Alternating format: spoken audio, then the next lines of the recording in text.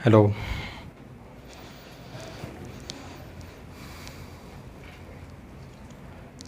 Good morning दोस्तों, कैसे हैं आप? उम्मीद करते हैं कि आप लोग स्वस्थ और मस्त होंगे। तो मैं जैसा कि आपको परीक्षा पर आधारित प्रश्न बता रहा था, तो इस प्रकार का क्वेश्चन मैं बताया था जो है क्लास 6 तक पढ़ा चुका था, जो आज क्लास 7 में पढ़ाने वाला हूं। इसी पर जो छूटा था परीक्षा पर आधारित क्वेश्चन जो है मैं उसको पढ़ाने वाला हूं। और थोड़ा सा तबीयत में प्रॉब्लम थी, थोड़ा सा तबीयत नहीं थी कि इसलिए वीडियो नहीं डाल पाया था। अब आज से आपको डेली वीडियो देखने के लिए मिलेगा। यदि हमारे वीडियो आपको अच्छे लगते तो प्लीज़ भाई लोग इसको लाइक शेयर और सब्सक्राइब जरूर कर दिया करिए। देख लीजिए क्वेश्चन क्या कर रहा है। क्वेश्चन कह रहा है कि परीक्षा पर आधारित प्रश्न, एक परीक्षा में 19% विद्यार्थी गणित में और 10% विद्यार्थी अंग्रेजी में अनुत्तीर्ण होते हैं।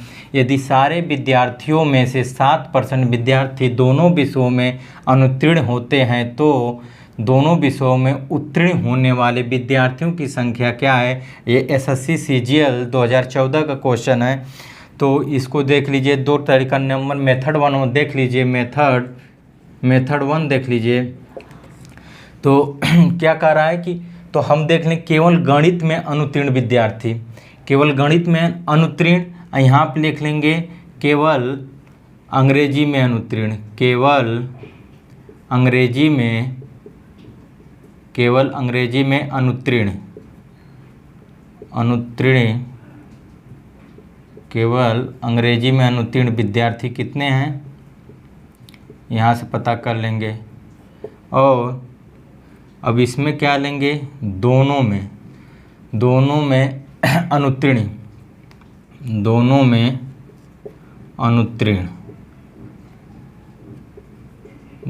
अनुत्तीर्ण। तो इसमें दे रहा है, कह रहा है कि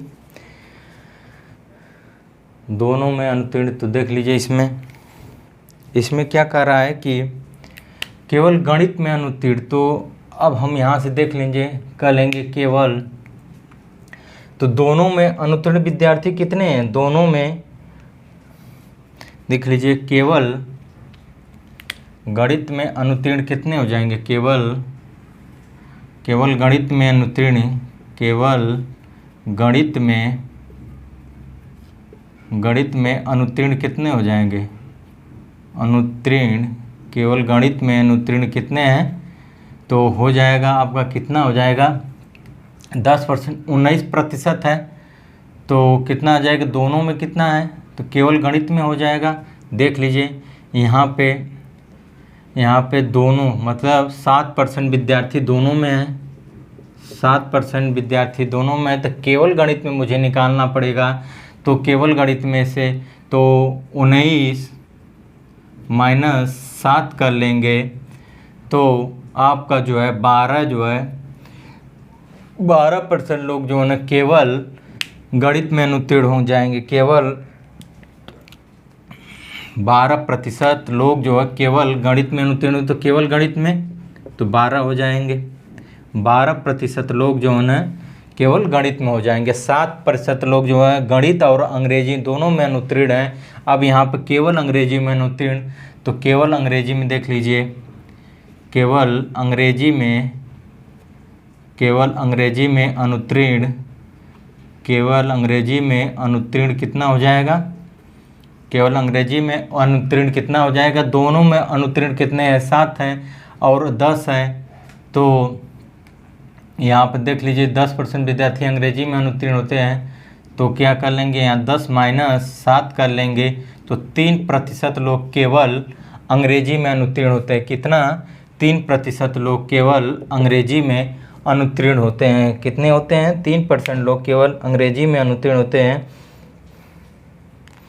तो अब क्या कह रहा है कि दोनों विषयों में उत्तीर्ण होने वाले विद्यार्थियों की संख्या। तो देख लीजिए दोनों में अनुत्तीर्ण कितने हैं, दोनों में अनुत्तीर्ण 7% है, दोनों में अनुत्तीर्ण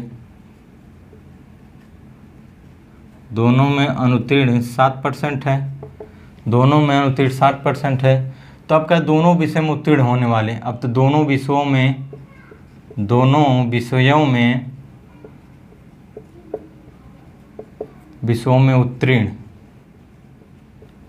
उत्तीर्ण, तो दोनों विषयों में उत्तीर्ण कितने हो जाएंगे, दोनों विषयों में उत्तीर्ण कितने हो जाएंगे? तो देख लीजिए यहाँ दोनों विषयों में उत्तीर्ण कर रहा है, दोनों विषयों में उत्तीर्ण होने वाले, तो यहाँ देख लीजिए दोनों विषयों में उत्तीर्ण होने वाले 100 मान लेंगे, 100%। अब यहाँ पे माइनस का लगा लेंगे।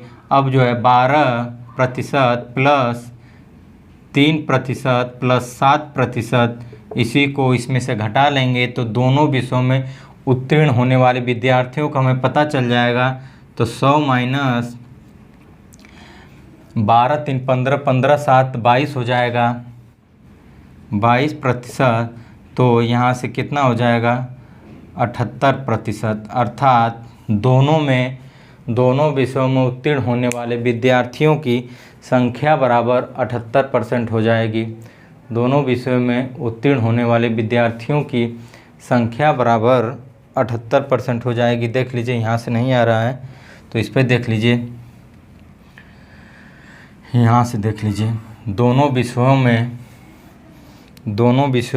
उत्तीर्ण,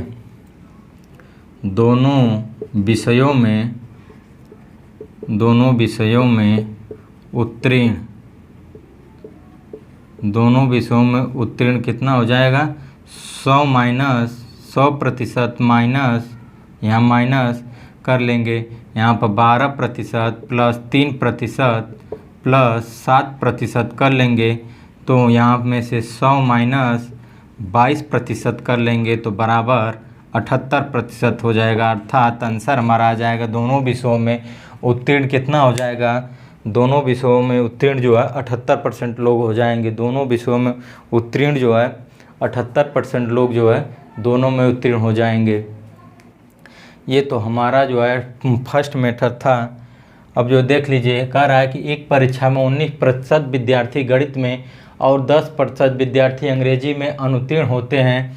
यदि सारे विद्यार्थियों में से 7% विद्यार्थी दोनों विषयों में अनुत्तीर्ण होते हैं तो दोनों विषयों में उत्तीर्ण होने वाले विद्यार्थियों की संख्या क्या होगी?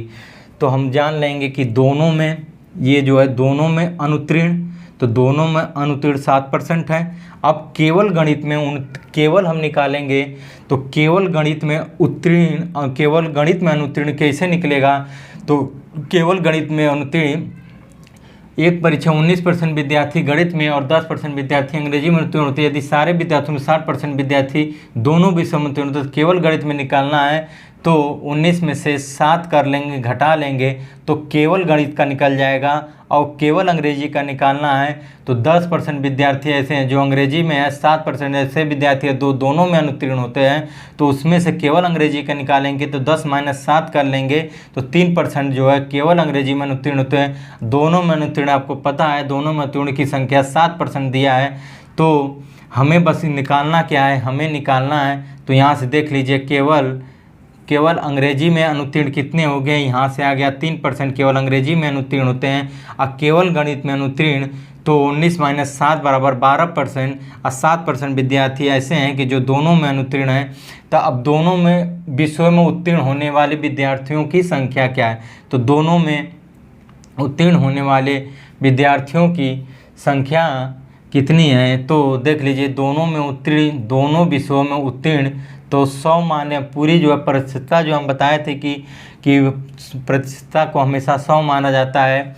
तो मान लीजिए 100% था पूरा, 100% में 12 जो है गणित में अनुत्तीर्ण हो गए और 3% लोग जो है अंग्रेजी में अनुत्तीर्ण हो गए और दोनों में अनुत्तीर्ण 7% हो गए। तो 100 में से 12 3 15 7 22, इसको घटा लेंगे, 100 माइनस 22 बराबर 78% ऐसे विद्यार्थी हैं कि जो दोनों विषयों में अनुत्तीर्ण होते हैं। तो दोनों विषयों में उत्तीर्ण होने वाला था 78% विषय दोनों में उत्तीर्ण होते हैं। तो इसको देख लीजिए, मेथड जो है सेकेंड देख लीजिए, ये तो फर्स्ट मेथड हो गया। अब मेथड सेकेंड देख लीजिए, दोनों में देख लीजिए, दोनों में विषयों में उत्तीर्ण होने वाले विद्यार्थियों की संख्या, दोनों मेथड सेकेंड देख लीजिए, मेथड सेकेंड दोनों विषयों में उत्तीर्ण दोनों विषयों में उत्तीर्ण होने वाले विद्यार्थी बराबर दोनों विषयों में उत्तीर्ण होने वाले विद्यार्थी कितना हो जाएगा, विद्यार्थी बराबर क्या हो जाएगा, दोनों विषयों में उत्तीर्ण होने वाले विद्यार्थी बराबर क्या हो जाएगा, विद्यार्थियों का, दोनों में उत्तीर्ण होने वाले विद्यार्थियों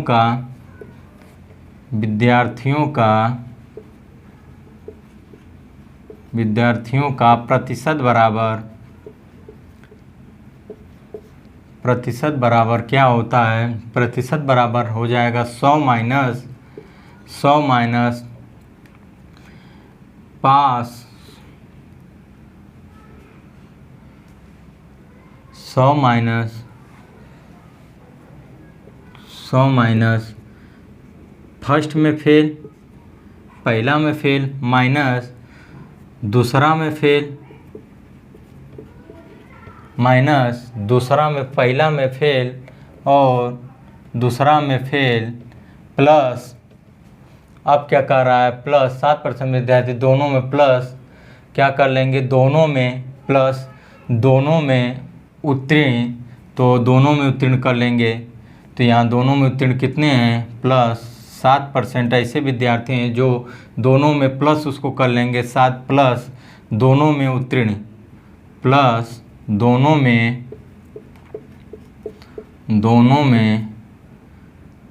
अनुत्तीर्ण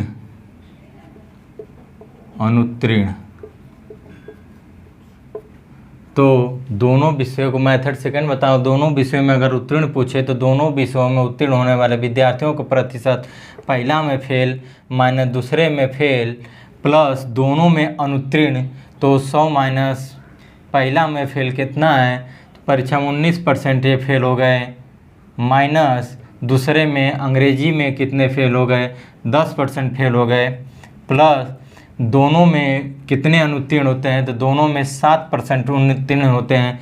तो यहाँ से कर लेंगे 100 माइनस से प्लस होता है लेकिन वैल्यू माइनस की लिखी जाती है, तो इसको जोड़ लेंगे 19 10 29 हो जाएगा प्लस 7 हो जाएगा। अब यहाँ पे 100 माइनस का चिन्ह देखा तो -100 में अब यहाँ 7 घटा लेंगे तो यहाँ 22 हो जाएगा, टोटल 22 हो जाएगा। तो 100 माइनस 22 बराबर 78%।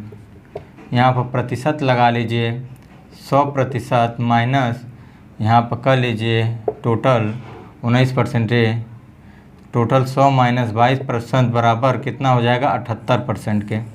आंसर हमारा क्या आ जाएगा 78%। अर्थात दोनों विषयों में उत्तीर्ण होने वाले विद्यार्थियों को प्रतिशत पूछेगा तो 100 माइनस पहला में फेल माइनस दूसरा में फेल प्लस दोनों में अनुत्तीर्ण अर्थात दोनों में फेल, तो इसको इसी पर सॉल्व कर लेंगे, आपका आंसर जो है आ जाएगा।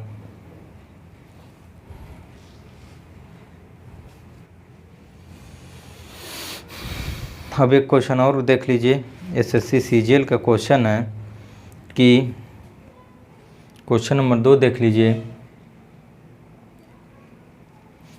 आ रहा है नीचे ना, ये देख लीजिए, यहाँ पर बराबर कर लेंगे 100 माइनस प्रतिशत बराबर ये 78% हो जाएगा।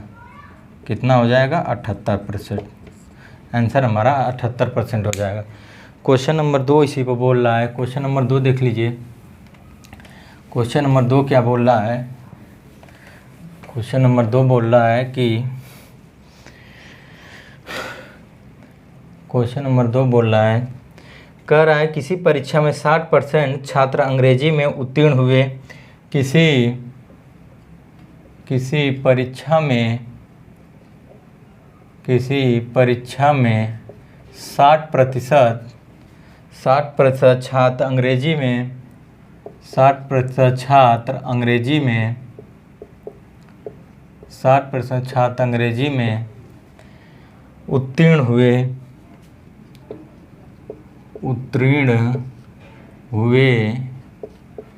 60% छात्र अंग्रेजी में उत्तीर्ण हुए, 70% हिंदी में 70% हिंदी में और 40% दोनों में और 40% दोनों में 40% दोनों में 40% दोनों में 40% दोनों में तब अंग्रेजी और हिंदी दोनों में उत्तीर्ण दोनों में तब हिंदी और अंग्रेजी दोनों में हिंदी और अंग्रेजी दोनों में अनुत्तीर्ण की संख्या क्या थी? दोनों में अनुत्तीर्ण छात्रों की संख्या क्या थी? ये क्वेश्चन हमारा पूछा था एसएससी सीजीएल 2000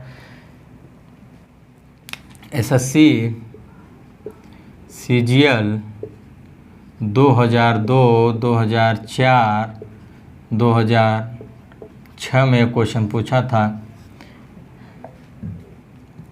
देख लीजिए।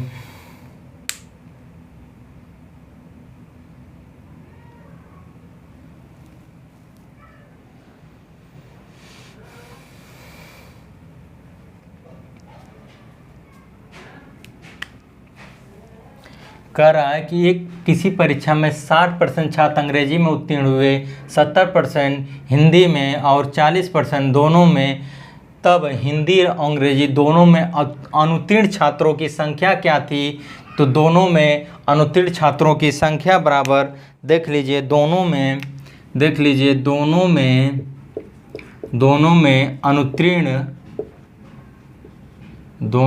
अनुत्तीर्ण छात्रों की संख्या बराबर दोनों में अनुत्तीर्ण छात्रों की संख्या बराबर क्या हो जाएगा? दोनों में अनुत्तीर्ण छात्रों की संख्या बराबर हो जाएगा 100 माइनस पहला में पास प्रथम में पास माइनस दूसरा में पास प्लस दूसरे विषय में पास दूसरा में पास अर्थात दूसरा में पास प्लस अब क्या कह रहा है कि 70% 40% दोनों में पास प्लस दोनों में पास दोनों में उत्तीर्ण अर्थात दोनों में अनुत्तीर्ण की संख्या मुझे निकालना है। तो 100 माइनस पहला में पास कितना है? पहला में जो है 60% है, माइनस दूसरा में कितना है? 70% है, प्लस दोनों में अनुत्तीर्ण कितना है? 40% जो है दोनों में उत्तीर्ण है 40% दोनों में। इसी को सॉल्व कर लेंगे तो हमारा आंसर आ जाएगा 100 माइनस, अब माइनस जुड़ जाएगा माइनस जो है जुड़ जाएगा 100 माइनस ये 70 60 माइनस 70 130 प्लस 40 हो जाएगा। अब यहाँ से 100 माइनस अब इसको कर लेंगे जो है ना यहाँ से, तो आपका जो है इसको जो है ना जोड़ लिया जाएगा। अर्थात मैं आपसे बताया था कि जब भी माइनस आता है माइनस जुड़ जाता है, लेकिन वैल्यू हमारा जो है हमेशा जो है वैल्यू माइनस जुड़ता है, लेकिन वैल्यू हमेशा जो है ना उसको जो है ना माइनस में जुड़ता है, लेकिन हमेशा जो है माइनस का ही चिन्ह होता है। अर्थात तो जुड़ता है माइनस मिलकर प्लस हो जाता है, लेकिन चिन्ह जो हमेशा जो है माइनस का ही होता है। तो यहाँ से 130 में से 140 घटा लेंगे तो हमारा जो है 90 बच जाएगा। अर्थात तो कितना 90% हो जाएगा, यहाँ 100% कर लीजिए तो 10% हो जाएगा। कितना हो जाएगा? 10%। अंग्रेजी कितने छात्रों की संख्या क्या थी, हिंदी और अंग्रेजी में दोनों में अनुत्तीर्ण छात्रों की संख्या क्या थी, 10% थी। इसको सॉल्व कर लीजिएगा तो आंसर आपका आ जाएगा।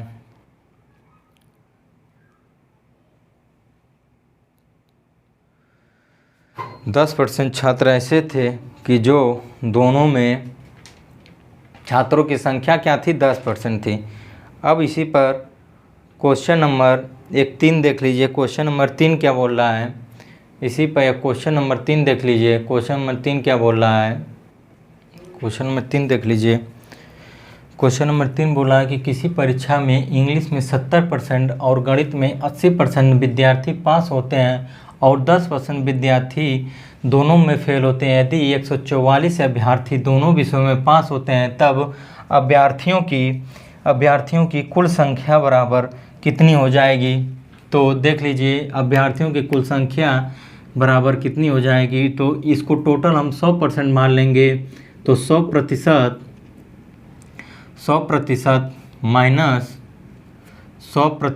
माइनस कितना हो जाएगा, 70% प्लस 80% प्लस 10%।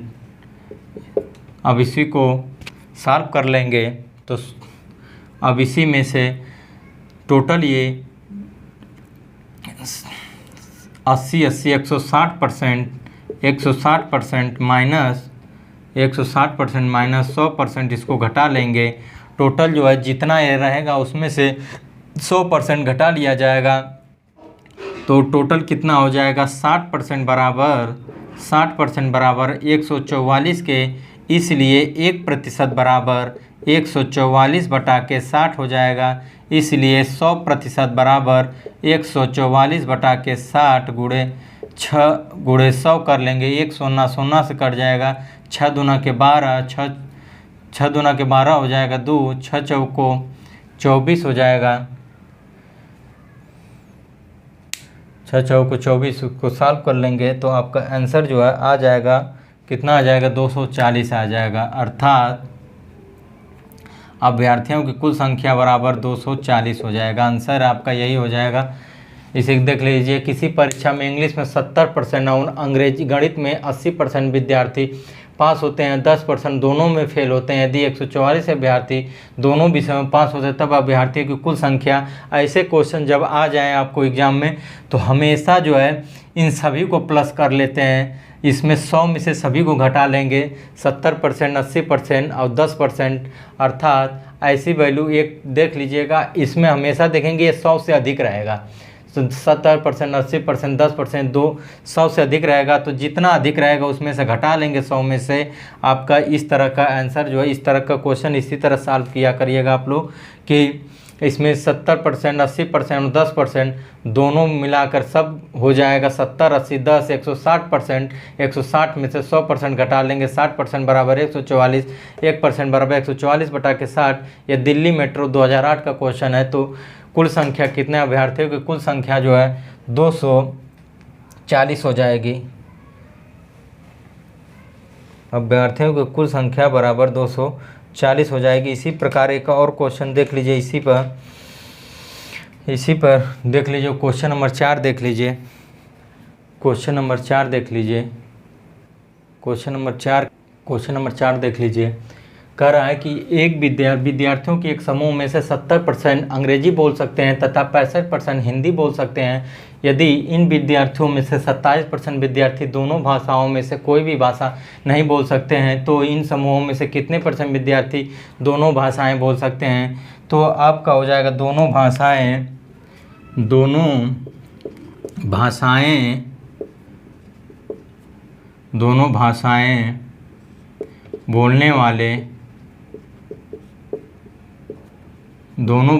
बोलने वाले छात्र कितना हो जाएंगे, विद्यार्थी बराबर कितने हो जाएंगे।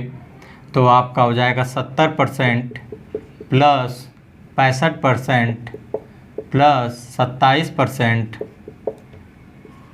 माइनस 100%। इसी को कर लेंगे तो आपका आंसर आ जाएगा 70, 65 और 27% जोड़ लेंगे तो इसको 162% माइनस 100% बराबर कितना हो जाएगा 62%। आंसर हमारा आ जाएगा। अर्थात तो समूहों में से कितने परसेंट विद्यार्थी दोनों भाषाएं बोल सकते हैं, तो 65% विद्यार्थी दोनों भाषाएं बोल सकते हैं। अर्थात इस टाइप का क्वेश्चन जब भी आएगा आप सभी को जोड़ लेंगे, इसमें 70% और 65%, 27% दोनों के। इस तरह का जब भी क्वेश्चन आएगा आपको हमेशा देखेंगे कि इसमें 100 से पार आएगा। अर्थात जोड़ने पर 100 से जब संख्या अधिक आएगी तो इसी को 100 में से घटा लेंगे, हमारा आंसर जो है प्राप्त हो जाएगा। इस टाइप के क्वेश्चन को इसी प्रकार सॉल्व किया जाएगा। तो इसमें जो है दोनों भाषाएं बोलने वाले विद्यार्थियों की संख्या 70, 65, 27 माइनस 100 में से घटा लेंगे तो 62% आपका आंसर आ जाएगा। ये एसएससी सीजीएल 2000 और सीपीओ 2004 का क्वेश्चन है। तो आपका इसी प्रकार एक क्वेश्चन और देख लीजिए, लास्ट क्वेश्चन नंबर 5 देख लीजिए। क्वेश्चन नंबर 5 इसी पे क्या बोल रहा है। क्वेश्चन नंबर 5 कह रहा है कि किसी कक्षा में, क्वेश्चन नंबर 5 कह रहा है कि किसी कक्षा में 72% छात्रों ने जीव विज्ञान लिया और 44% छात्रों ने गणित लिया। यदि प्रत्येक छात्र ने जीव विज्ञान या गणित लिया और 40 ने दोनों लिए तो कक्षा में छात्रों की कुल संख्या क्या थी। तो देख लीजिए, तो कुल कितने लिए, जीव विज्ञान और गणित कितने लिए, जीव विज्ञान प्लस गणित। तो जीव विज्ञान कितने लिए, किसी कक्षा में 72% छात्रों ने जीव विज्ञान 72% ये ले लिए प्लस 44% छात्र ने गणित ले लिए। तो कुल कितना हो गया, टोटल जोड़ लेंगे तो 4 2 6 और 7 4 11 116% हो गया।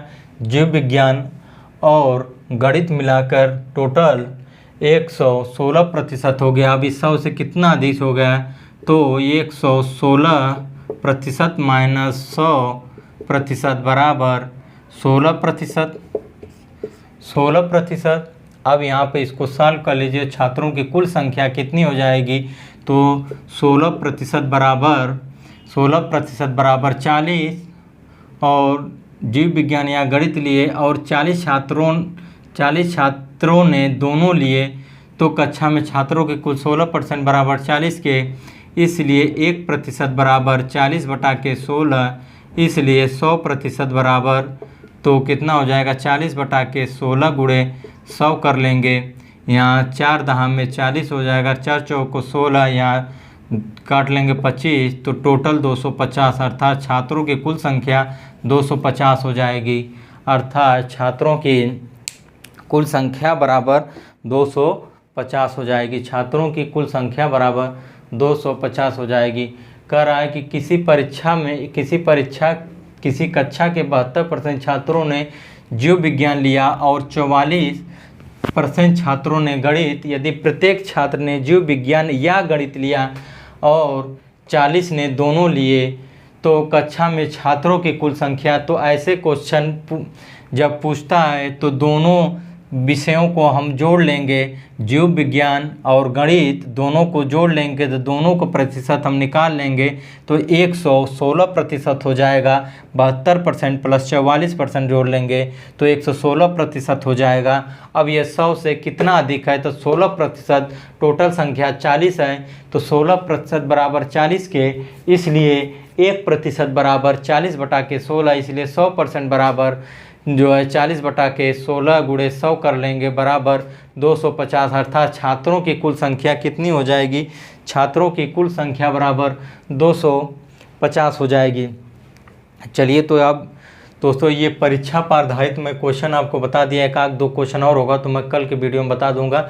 अब मैं नेक्स्ट टॉपिक लेने वाला हूँ चुनाव पे आधारित प्रश्न, जो है बहुत ही इंपॉर्टेंट कल का टॉपिक होगा। चुनाव पे आधारित प्रश्न जो है, यदि हमारी वीडियो आपको अच्छी लगती है तो प्लीज़ भाई लोग इसको लाइक, शेयर और सब्सक्राइब जरूर कर दिया करिए, ताकि आप लोग के लिए जो है मैं और अच्छे से अच्छे जो है आप पूरे यूट्यूब पर मैं मैथ का सारा कोर्सेज जो है मैं आपको फ्री कराने वाला हूँ।